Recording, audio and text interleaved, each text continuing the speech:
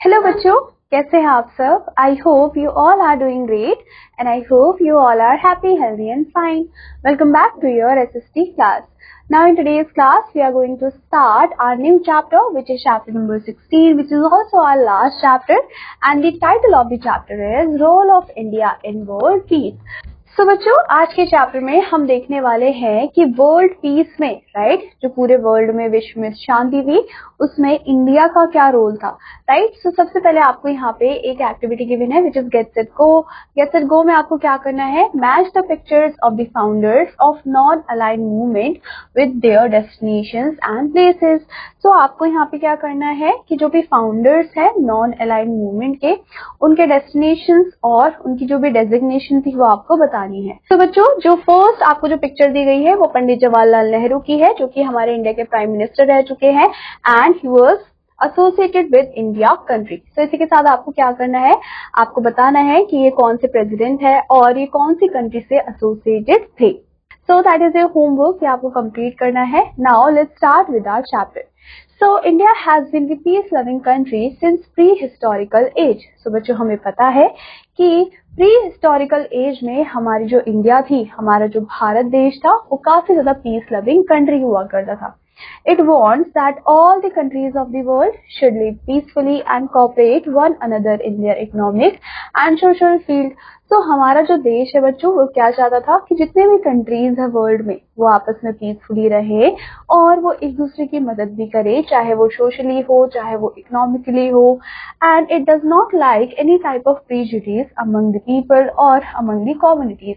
और हमारी कंट्री को बिल्कुल भी अच्छा नहीं लगता था किसी भी टाइप का प्रीजुडिस, मतलब कि डिस्क्रिमिनेशन या फिर hate towards certain people and people और among the communities. Our country was called the Golden Bird. हमारी कंट्री को सोने की चिड़िया के नाम से भी जाना जाता था, गोल्डन बर्ड भी कहा जाता था। And a number of scholars and sons were born here. और बहुत सारे ऐसे स्कॉलर्स थे, बहुत सारे ऐसे सेंट थे जो कि बॉर्न हुए हमारे इंडिया में। They spread the message of peace, non violence and truth through out the world. और ये सारे ही स्कॉलर्स ने क्या किया है? हमारे पूरे दुनिया में, हमारे पूरे इंडिया में ये मैसेज को स्प्रेड किया है कि हमें पीस को मेंटेन करना है, नॉन वायलेंस को मेंटेन करना है और हमेशा सच बोलना है। You will study in this chapter about the contribution of India to the peace of the world. तो इस चैप्टर में हम पढ़ने वाले हैं कि क्या कॉन्ट्रीब्यूशन रहा है इंडिया का पीस ऑफ द वर्ल्ड में।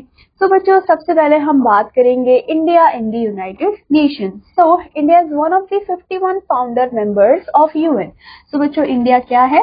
51 फाउंडर मेंबर में से एक था यूएन का, जिसने साइन किया था charter of United Nations in 1945। It has been an active member of the UNICEF, WHO, UNESCO and FAO. So बच्चों, इन सारी एजेंसीज के बारे में हम अपनी प्रीवियस क्लास में पढ़ चुके हैं, राइट। सो ये जो हमारा इंडिया है बच्चों, ये एक्टिव मेंबर रहा है किसका? यूनिसेफ का, WHO का, यूनेस्को का और किसका बच्चों? FAO का। मिसेस विजया लक्ष्मी पंडित, उनको इलेक्ट किया गया है as a president of the general assembly of the United Nation. और कब इलेक्ट किया गया था? 1953 में। So here is the picture of Vijaya Lakshmi Pandit, right? Now she was the first woman president of the UN General Assembly. और बच्चों, ये कौन रही हैं? ये हमारी पहली वुमेन प्रेसिडेंट थी यूएन जनरल असेंबली की। India has always actively supported the UN efforts in resolving international conflicts. और हमारे इंडिया ने हमेशा ही बहुत ही एक्टिवली सपोर्ट किया है यूएन को, क्योंकि यूएन क्या करता था? यूएन रिजॉल्व करता था जितने भी इंटरनेशनल कॉन्फ्लिक्ट्स होते हैं उनको। In fact India has made significant contribution to the world peace. और इवन जो हमारी कंट्री है इंडिया, उसने बहुत ही अहम भूमिका निभाई है, बहुत ही इंपॉर्टेंट कॉन्ट्रीब्यूशन दिया है to the world peace. Our country has always supported liberation movements of several centuries. तो बच्चों, हमारी जो कंट्री है उसने हमेशा ही जितनी ही लिबरेशन मूवमेंट्स रही है उन सभी को सपोर्ट किया है बहुत सारी कंट्रीज में। Indian officers have twice been appointed commanders of the peace keeping forces of the United Nation. और 2 बार हमारे कमांडर्स को अपॉइंट भी किया गया है, क्योंकि वो क्या कर रहे थे? वो पीस को मेंटेन करके रख रहे थे। There are many senior Indian officers working in the United Nations Secretariat. तो बच्चों बहुत सारे ऐसे सीनियर इंडियन ऑफिसर हैं जो कि काम कर रहे हैं यूनाइटेड नेशन सेक्रेटरीट में as well. Now coming to the help of UN to India. So the United Nations has been also helping to India in many ways to carry out her welfare programs. So जैसे कि India क्या कर रहा था, UN को support कर रहा था, यूएन को हेल्प कर रहा है, सेम उसी वे में जो यूनाइटेड नेशन है वो भी बच्चों इंडिया की हेल्प करता है बहुत सारे वेलफेयर प्रोग्राम्स को चलाने के लिए, right. So many students and teachers are given training through UNESCO. तो बहुत सारे ऐसे स्टूडेंट्स हैं, बहुत सारे ऐसे टीचर्स हैं जिनको ट्रेनिंग दी गई है किसके थ्रू बच्चों, यूनेस्को के थ्रू. As we have discussed in the previous chapter as well, हमने यूनेस्को के बारे में पढ़ा था जो कि एजुकेशन पे, साइंटिफिक चीजों पे ज्यादा फैसिलिटेट करती है. Many nurses and doctors are being trained by the WHO. और बहुत सारे ऐसे नर्सेज हैं, बहुत सारे ऐसे डॉक्टर हैं जिनको WHO ने ट्रेन भी किया है और ट्रेन करते भी हैं. The FAO has helped our farmers to increase their agriculture production by using new techniques of farming. और जो FAO है उसने भी हेल्प किया है हमारे देश के किसान को, फार्मर्स को, ताकि वो अपने एग्रीकल्चरल प्रोडक्शन को और ज्यादा बढ़ा पाए. कैसे? नई नई टेक्निक्स को यूज करके. By many other ways the UN is helping India. तो बच्चों बहुत सारे ऐसे वेज हैं, बहुत सारे ऐसे तरीके हैं जिससे कि जो UN है वो हमारे इंडिया को भी हेल्प कर रहा है, right. Now coming to non-aligned movement. So after the Second World War, the world was divided into two political blocks. So बच्चों जैसे ही हमारा सेकेंड वर्ल्ड वॉर खत्म हुआ उसके बाद जो हमारा वर्ल्ड था वो दो पॉलिटिकल ब्लॉक्स के अंदर डिवाइड हो गया था. फर्स्ट थे बच्चों द कैपिटलिस्ट और दूसरे थे बच्चों कौन, सोशलिस्ट, जैसे कि मैंने आपको प्रीवियस चैप्टर में भी पढ़ाया था. So many Asians and African countries got their independence. तो बहुत सारे ऐसे एशियन कंट्रीज थी, बहुत सारी ऐसी अफ्रीकन कंट्रीज थी जिनको इंडिपेंडेंस भी मिली, राइट, जिनको आजादी मिली. At that time, the USA and the USSR वो emerge हुए थे as the two super powers. So बच्चों उसी टाइम पे जो USA है और जो USSR है वो emerge हुए थे बहुत ही बड़े सुपर पावर्स की तरह. And both of them wanted to spread their influence in as many countries as possible. और दोनों ही चाहते थे कि वो अपने इन्फ्लुएंस को स्प्रेड करें जितना वो कर सकते हैं.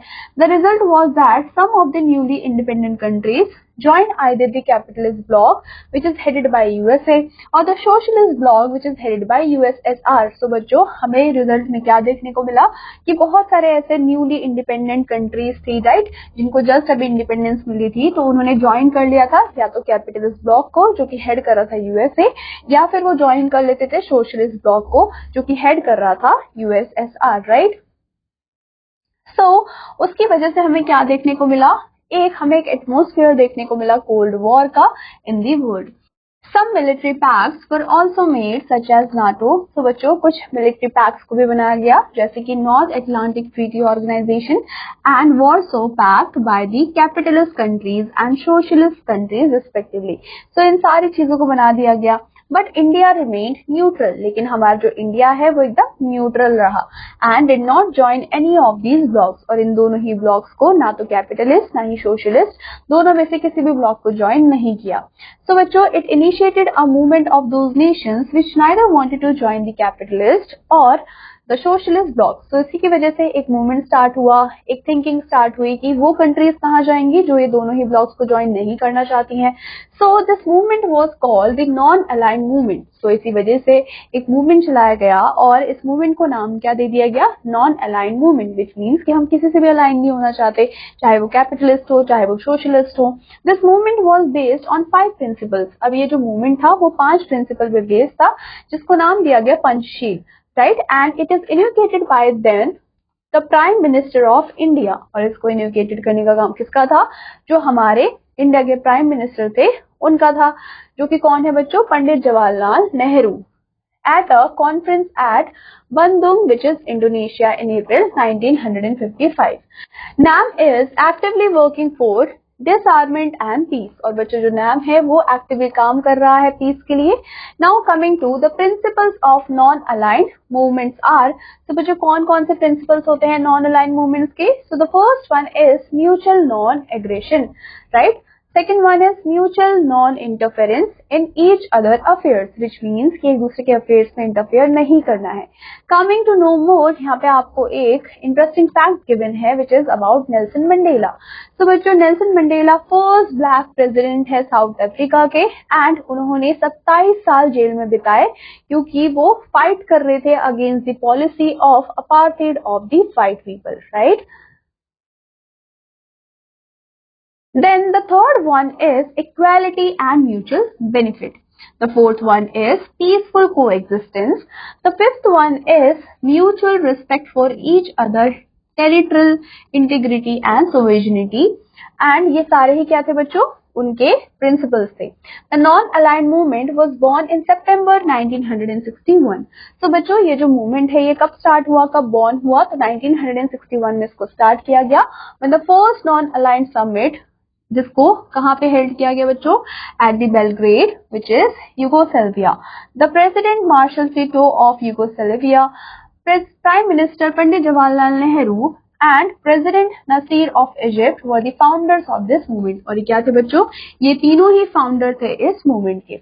द फर्स्ट मीटिंग ऑफ नाम, it was attended by only 25 members. तो बच्चों, जो पहली जो हमारी क्या थी मीटिंग थी नाम की, which is non aligned movement, उसको अटेंड करने के लिए सिर्फ 25 मेंबर्स ही आए थे, लेकिन आज के टाइम पे हमारे पास 114 मेंबर्स हैं, and most of them are developing countries, और ज्यादा जो मेंबर्स हैं वो डेवलपिंग कंट्रीज के हैं। एट प्रेजेंट जो नेल्सन मंडेला है साउथ अफ्रीका के, वो क्या है बच्चों? वो चेयरमैन है नॉन अलाइंड मूवमेंट के, राइट। तो बच्चों, यहाँ पे आपको तीनों की ही पिक्चर गिवन है, Pandit Jawaharlal Nehru, Gamal Abdel Nasser and Marshal Tito, right. Now coming to quick recap. तो बच्चों, आज के चैप्टर में हमने क्या पढ़ा? हमने देखा the NAM is actively working for disarmament and peace. तो बच्चों, जो नाम है वो एक्टिवली काम कर रहा है पीस के लिए। India did not join any super power, India ने कोई भी सुपर पावर को ज्वाइन नहीं किया, और उन्होंने फॉलो किया पॉलिसी ऑफ नॉन अलाइनमेंट को। पंडित नेहरू, मार्शल टिटो, नासिर, ये क्या थे बच्चों? ये फाउंडर्स थे नाम के। एंड पंडित विजय लक्ष्मी, उनको इलेक्ट किया गया था as the president of general assembly.